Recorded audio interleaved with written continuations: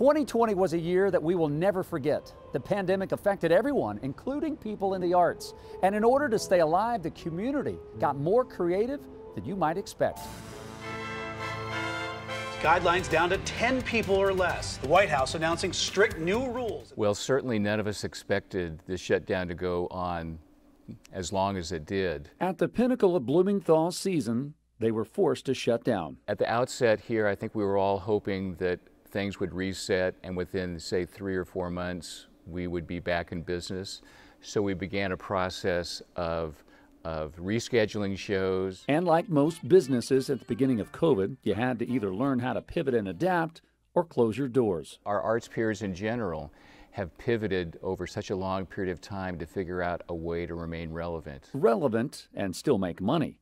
But how do you do that with closed doors? The middle of June, we began doing outdoor events. With indoor restrictions and stage performances canceled, theater tours became increasingly popular. Director of Front of House Operations Tommy Cantrell tells story after story. Right over here is our Wall of Fame.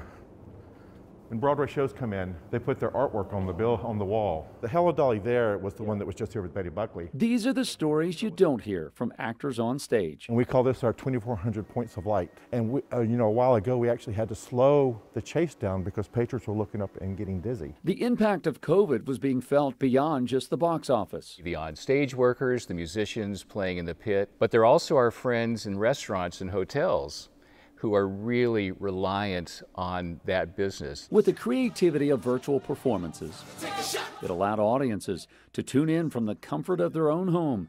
But there's something about being in the theater with other people. There are sounds that go with that experience.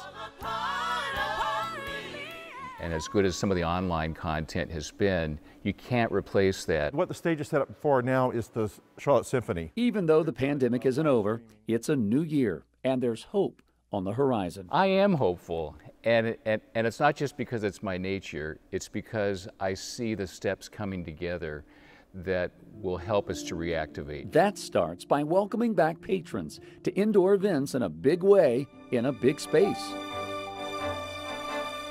Immersive Van Gogh, which is this giant digital art show that we're doing out at Camp North End. Like many during the pandemic, there's been plenty of time to reflect and learn. We have learned so much through this process, and some of it is related to COVID, but a lot of it related to how we operate and create a healthy building for the long term. Tom is grateful for the loyalty and patience from season ticket holders that have supported Blumenthal even when the future was uncertain.